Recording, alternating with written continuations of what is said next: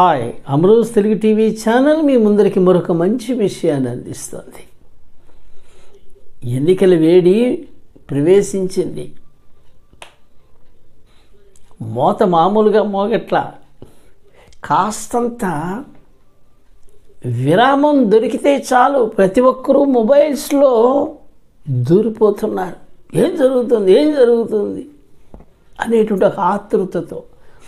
అదే సందర్భంలో ఏమాత్రం ఖాళీ దొరికినా పక్కనున్న వాళ్ళతో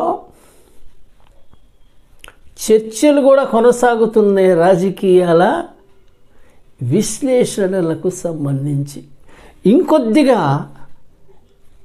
విశ్రాంతి ఎక్కువగా దొరికినటువంటి సందర్భాల్లో, ముఖ్యంగా టీ బంక్స్ పక్కనే చర్చలు, వాదోపవాదాలు.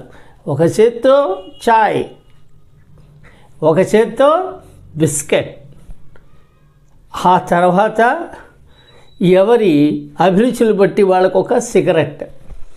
వాదాలు వేడిగా వాడిగా కొనసాగుతూ చూసేవాళ్ళకి కొంత వినోదం, ఒక విధమైనటువంటి ఉత్సుకత కూడా కలుగుతోంది. అబ్బా, ఏమిటి ఇంత గొప్పగా చర్చించేస్తున్నారు, ఇంత వాదిచ్చేసుకుంటున్నారు, ఎవరు వస్తారు ఏమిటి అని. ఇక వాదోపవాదాల్లో వేడి ఏ విధంగా ఉంటుందంటే, అసలు ఆ పార్టీ వాళ్ళేనండి, లేదు ఈ పార్టీ వాళ్ళేనండి, అదిగో ఆ విశ్లేషణలో ఈ విధంగా చెప్పారండి, ఈ విశ్లేషణలో ఈ విధంగా చెప్పారండి, అసలు ఆయన ఏం చేశాడండి, అసలు ఈయన ఏం చేస్తాడండి అనే పద్ధతిలో ఎవరికి వారు తమ వాదాలని పటిష్టం చేసుకునేటువంటి పరిస్థితుల్లో రాజకీయాలకి సంబంధించినటువంటి చర్చలు కొనసాగుతూ ఉన్నాయి.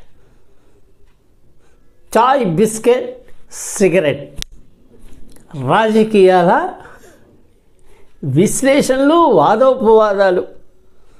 లేదు ఈ నాయకుడే రేపు వచ్చేది, లేదయ్యా ఈ నాయకుడే అనే పద్ధతిలో కొనసాగుతున్నాయి. నిజమే,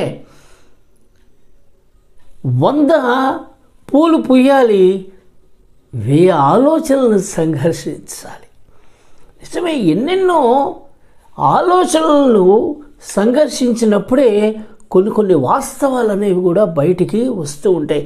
ఆ వాస్తవాల్ని తెలుసుకునే ప్రయత్నంలో వాదోపవాదాలు జరగాలి, కానీ నా వాదనే కరెక్ట్, నీ వాదన తప్పు అనేటువంటి పద్ధతిలో ఎప్పుడూ కూడా చర్చలు కొనసాగరాదు.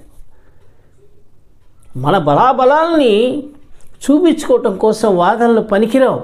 దీనివల్ల చక్కటి సత్సంబంధాలు కూడా దెబ్బతినేటువంటి ప్రమాదం ఉన్నది. అందుకని ఎప్పుడైనా సరే, ఏ సందర్భంలో అయినా సరే, రాజకీయాలకు సంబంధించినటువంటి చర్చలు, వాదనలు, విశ్లేషణలు ఏదైనా కానీ జరుగుతున్నప్పుడు అవతల వాళ్ళు చెప్పేది జాగ్రత్తగా వినగలగటం, అదే సందర్భంలో మనం జాగ్రత్తగా అవతల వాళ్ళకి చెప్పగలిగేటువంటి ప్రయత్నాలు ఖచ్చితంగా కొనసాగాలి. ఇక్కడ వాస్తవాలకే ప్రధానమైనటువంటి పీట వేయాలి. దానికి గల ప్రధాన కారణం ఏంటంటే, ఏదైనా సరే ఒక చర్చ జరిగినప్పుడు ఆ చర్చ యొక్క ఫలితం ఏ విధంగా ఉండాలి అంటే ఫలవంతంగా ఉండాలి. ఒక వాస్తవాన్ని వెలికి తీసేట్టు ఉండాలి, అవతల వాళ్ళని ఆలోచింప చేసేట్లుగా ఉండాలి. అంతేగాని ఇక వాదనలు అంటే జుట్టు పట్టుకొని కొట్టుకోవటం, మావాడు గొప్ప అంటే కాదు మావాడే గొప్ప అని అంటాం, మావాడు అదిగో ఆ రోజున ఆ విధంగా చేశాడంటే ఇదిగో మావాడు ఈరోజు ఈ విధంగా చేస్తున్నాడు అనేటువంటి కరసాములు, కత్తిసాములుతో యుద్ధాలు చేయటం కోసం కాదు. మనది ఒక పెద్ద ప్రజాస్వామిక దేశం. అభిప్రాయాన్ని తీసుకోవాలి, అదే సందర్భంలో మన అభిప్రాయాలు కూడా ఇతరులకు అందజేయగలగాలి. ఏ విధంగా ఒక సామరస్యమైనటువంటి విధానాలతో ఒక సమతుల్యతని కాపాడేటువంటి ప్రయత్నంతో ప్రతి ఒక్కరికి అంతర్గతంగా ఎవరికి సంబంధించినటువంటి రాజకీయ విధానాల పట్ల, రాజకీయ పార్టీలకి సంబంధించిన అభిమానాల పట్ల, రాజకీయ నాయకుల పట్ల తమదైన విధానాల్లో ఇష్టత ఉండవచ్చు. కానీ అదే సందర్భంలో వాదనలు అనేవి ప్రజాస్వామ్యయుతంగా ఉండగలగాలి. ఎస్, ఈ నాయకుడి వల్ల ఈ విధమైనటువంటి విధానాలు, ఈ నాయకుడు ఈ విధమైనటువంటి విధానాలు జరుగుతాయి, జరగబోతాయి అనేటువంటిది ఇతరుల్ని మెప్పించగలగాలి, ఇతరుల్ని ఒప్పించగలగాలి. అంతేగాని కక్ష సాధింపుల కోసము ఏకీభావంతో ఇతరులు మనం చూసే విధంగా కనుక వాదనలు సాగినట్టయితే ఫలవంతంగా సాగకపోగా అప్పటి వరకు చక్కగా మాట్లాడుకున్నటువంటి వ్యక్తుల మధ్య కూడా ఒక విధమైనటువంటి శత్రు భావాలు ఏర్పడేటువంటి అవకాశాలు ఎక్కువగా ఉంటాయి. ప్రతివారికి కొందరి పట్ల అభిమానం ఉండొచ్చు, కొందరికి దురభిమానం ఉండొచ్చు. దురభిమానానికి రకరకాల కారణాలు ఉండొచ్చు. కానీ కారణాలను విశ్లేషించుకునేటువంటి పరిస్థితిలో మనిషి ఉండాలే తప్ప తన వాదనే కరెక్ట్ అనేటువంటి పద్ధతిలో మనిషి కనుక ఆలోచించినట్లయితే మనిషి ఏ విధంగా తయారవుతాడు చివరికి? ఇది ప్రధానంగా ప్రతి ఒక్కళ్ళు ఆలోచించుకోవాలి. ఇవాళ మన యొక్క భారత సమాజంలో ప్రతి ఒక్కళ్ళకి కూడా మాట్లాడేటువంటి స్వేచ్ఛ ఉన్నది, చక్కగా అభిప్రాయాలు వ్యక్తపరిచేటువంటి స్వేచ్ఛ ఉన్నది. అది ఏ విధంగా జరగాలంటే ప్రజాస్వామ్యమైనటువంటి విధానాలతో జరగాలి. నలుగురు మన్ని చూసేటువంటి చోట కనుక మనం మాట్లాడుకుంటున్నప్పుడు నలుగురు మన్ని చూసి కొన్ని విషయాలను నేర్చుకునేటువంటి పరిస్థితిలో ఉండాలి. కానీ అక్కడ కూడా గ్రూపులుగా చీలిపోయి ఒక తగాయిదాలకో శత్రు భావాలకో దారితీసేటువంటి పరిస్థితులు ఉండకూడదు.